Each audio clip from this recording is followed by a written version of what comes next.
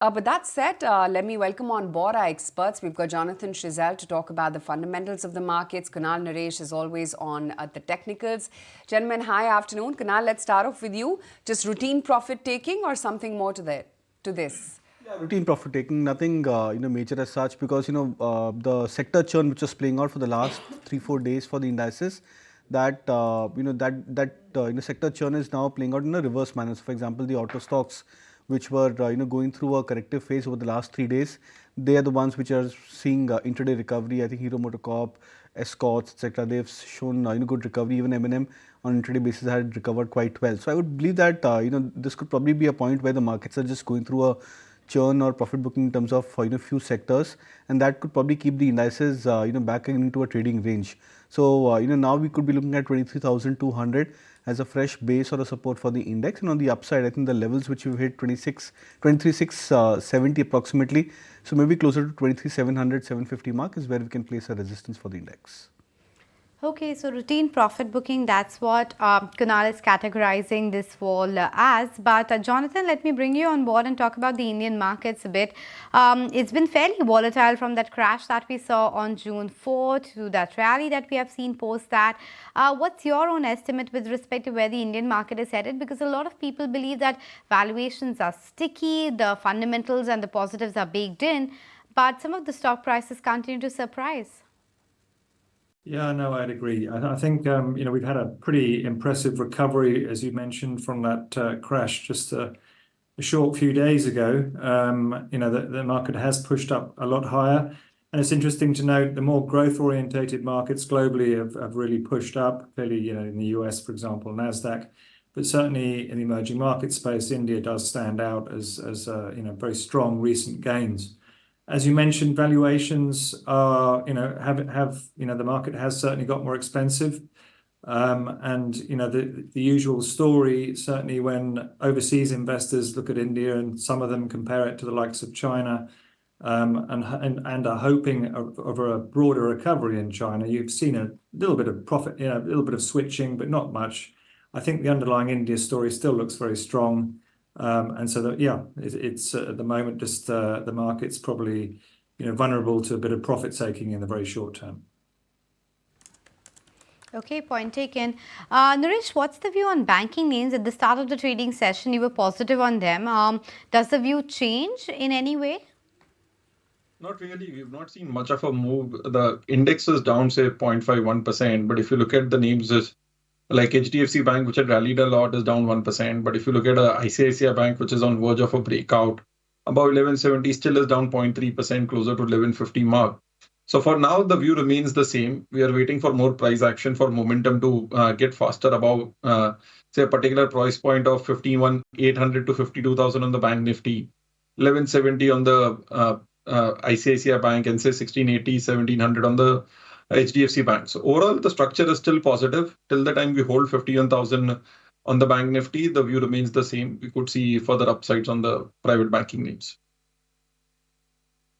Jonathan, also wanted to understand your opinion on banks, because it seems that private banks is the only pocket where you do have some valuation comfort. And now with the FIIs slowly trickling back to India equity markets, I mean, clearly that's the obvious choice. Yeah, absolutely. I think certainly a lot of FIIs, when they look at the Indian market, particularly the private banks offer a way to play the broader market, the broader economy, if you like. And as you rightly say, they had been lagging, particularly HDFC Bank. But obviously more recently that they've started to push higher. But yeah, still very comfortable with the private sector banks on a sort of medium to longer term view. And they're, as I said, very good ways to play the broader Indian economy and growth story. Right. Kunal, what's your reading on the Nifty Bank? Because much like the midweek enthusiasm, that sort of fizzled out. Yeah, fizzled out, but maybe I think it's the excess which was there in many of the large cap private sector banking names. That's getting a bit ebbed off. So I don't expect that this could be a major turnaround move or a reversal move for the banking index. I think we managed to hit that 51,000 mark. We came very close to that 52,000 level for the Bank Nifty.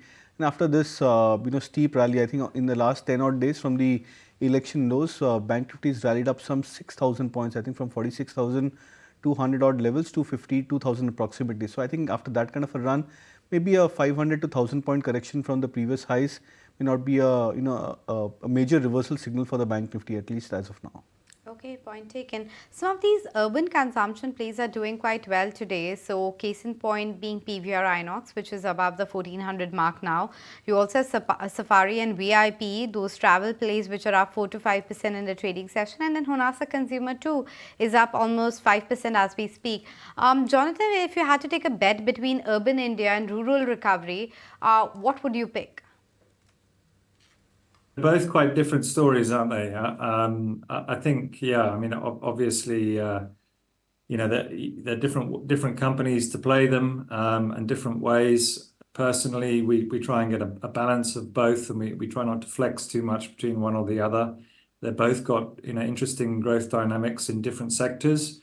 So it's a bit of a cop-out answer I'm giving you, but it's we like to play both, and we try not to get too clever with overweighting sort of certain stocks for certain environments versus others.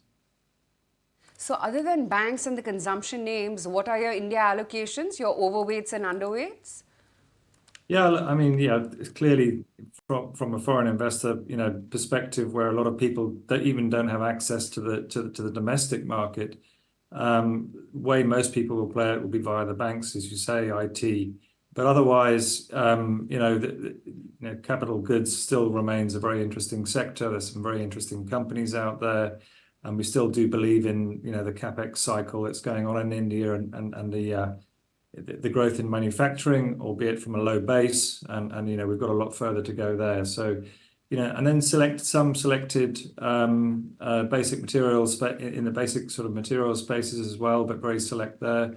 And generally, we tend to sort of shy away from the PSU type names across multiple sectors. So yes, it's predominantly, if you like, financials, and then obviously tech as well, and then some select other areas. Okay, so financial techs, these are the usual bets right now. Back with closing trades right here on ET Now. Definitely come off from the top of the day, but of course, there are individual movers like Bharti, LTIM, Hindalco, Adani Ports. They continue to hold ROK, as is the case with Infosys, Wipro, as well as TCS too. Jonathan, since we were talking about IT, just wanted to get your sense in on Accenture's numbers and what it spells for Indian IT services. Although not an apple-to-apple comparison, while the revenue guidance has been cut once again, what the markets clearly have liked about Accenture is, the AI business and what the order book there is actually indicating. As you rightly say, the numbers on a standalone basis weren't particularly brilliant, but clearly, the two things the market liked were, first of all, it looks like a bottom in the cycle, if you like, but secondly, any company that's mentioning anything to do with AI is getting a sort of a re-rating in the current market environment, and clearly, Accenture and the Indian IT majors, all one way or the other, will have some part to play in this whole AI story. So yes, we felt for some time that on a net basis, AI will be positive for the Indian IT companies. But I think, like everybody else, we're just struggling to get our head around how that's going to play out, when it's going to play out. But broadly speaking, definitely you could say that the Indian IT majors and a lot of these Accenture-like companies will benefit from the whole AI move. But broadly speaking, obviously, looks like the cycle's bottomed for a lot of these names, even though the numbers aren't particularly inspiring in the very short term. What is it that you're making of the move in IT today? Does it seem like it's a sustainable trade? Inspiring enough in terms of the way it has moved through the day. We've not been able to sustain a 2% gap up move or even a 1% gap up move in a lot of these names. So we'll wait it out. Say if we sustain for today's high over the next few sessions, then we say the momentum is in place. Because if you look at the Nifty IT index, that looks promising. It was a small pennant or a flag formation on a breakout. But price action is not great. But if we cross today's high on stocks like Infosys, TCS, or LTI, etc., then I would be more positive. Right. Naresh, come in on the fertilizer names, the likes of RCF, NFL, GSFC, GNFC. Does it seem like, I mean, I know this is a news-based trigger and only in anticipation some of these names are running up or were before you're seeing that dip come in today. But anything for Monday or anything as a trend that you spot? So, given that they've already moved up 20-25%, the risk reward is not in favor. And a lot of these names have very low floats. So the volatility could be much more worse if the news does not play out as people expect it to be. So I would avoid the whole sector as such. That's the messaging coming in for the fertilizer names. Just taking stock of what else has been happening in the market. Reliance, by the way, has now cracked a good 2% as we speak right now. Jonathan, what is it that you make of some of these, erstwhile heavyweights, while they still continue to be heavyweights, but, clearly because of the sectoral rotation, they've not really been participating in the last lap of the rally. Reliance clearly being one such case in point. What do you think in terms of a trigger would actually play out for the company now that would excite the market?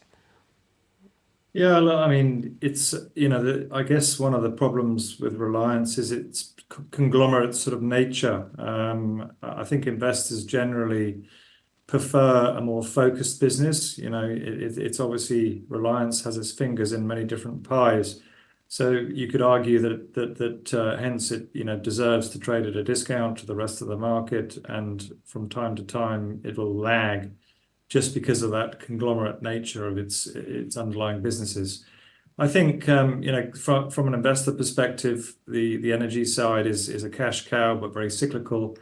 But the consumer-facing sectors are very interesting, but they're sort of hidden up in this broader, larger business. And I guess it's not a name that we currently look at. It's not something that we've generally invested in the past, but obviously it's a very large index name, and therefore will benefit or not from any ETF flows in and out of the broader market.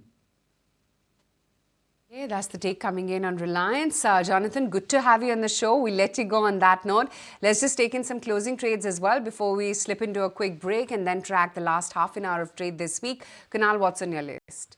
Jubilant Food is something which I'd be bullish on from current levels. The stock has confirmed a breakout above the 200 DMA just a couple of days back when it managed to break past above the 500, 520 barrier.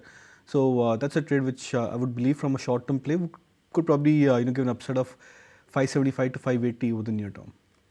Okay, that's Jubilant Foodworks and a buy call coming in there from Kunal. Naresh, what about you? So that would be buy on Reliance Industries. The stock is stuck in this band of 28.50 to 29.50 for the last many weeks.